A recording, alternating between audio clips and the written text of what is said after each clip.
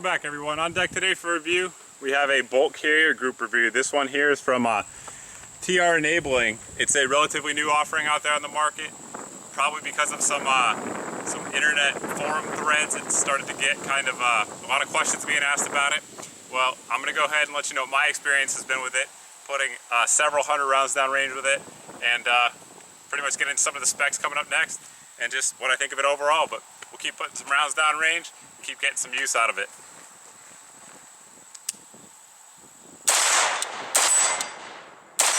Undoubtedly, one of the reasons people like these Nickel-Teflon coated bolt carrier groups is that you can just wipe them clean. So what we have here is a bolt carrier group that has 200 rounds to it since its last cleaning. You can see there it definitely has some carbon deposits on it. And basically all I have here is just an old T-cert patch and a little bit of CLP on there. Probably you don't even actually need that CLP, but we'll show you how it works to wipe it off. See, you can see that carbon deposit that was on there on the outside of the bolt carrier group here. We're just going to do that because it's quicker on camera, but you can see it does wipe clean as advertised. I'm going to go ahead and disassemble this sucker off camera and actually give it a real cleaning, and then get into what I think of it and some of the specs of the bolt carrier group coming up next.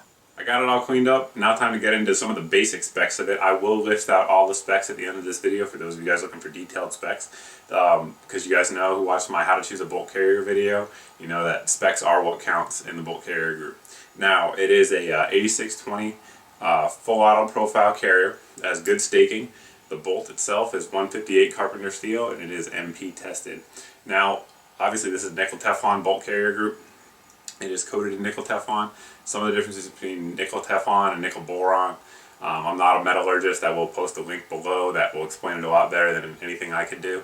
But Nickel-Teflon essentially is going to be a little bit better in terms of keeping its lubricity over time versus nickel boron. Nickel boron over time will lose its lubricity, at least to a certain extent. The Nickel-Teflon will not. And if you feel it, the Teflon feels just like a Teflon anti-stick pan. Obviously that allows for good cleaning like we saw earlier, and it also allows for you to use less lubrication, or it will function with less lubrication. I do recommend that you still go ahead and lubricate these, but for those of you guys out there that run suppressors a lot, or if you're running full auto guns, you know that lubrication can dry out relatively quickly, especially with the suppressors.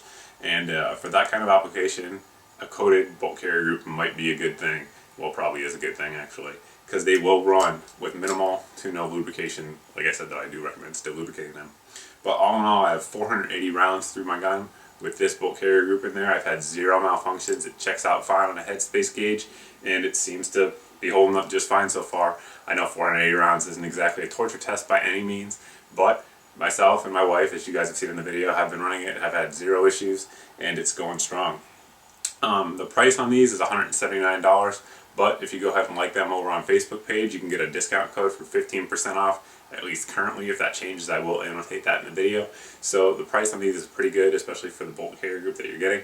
And all in all, I really don't have anything bad to say about it. If you guys have any questions about this bolt carrier group, anything else I review here on the channel, you can go ahead and post below in the comments section. If you don't have a YouTube account, you can always post over at my Facebook page. I do my best to answer all those questions, guys. But as always, thanks for watching, thanks for subscribing, and I hope to see you in the next video.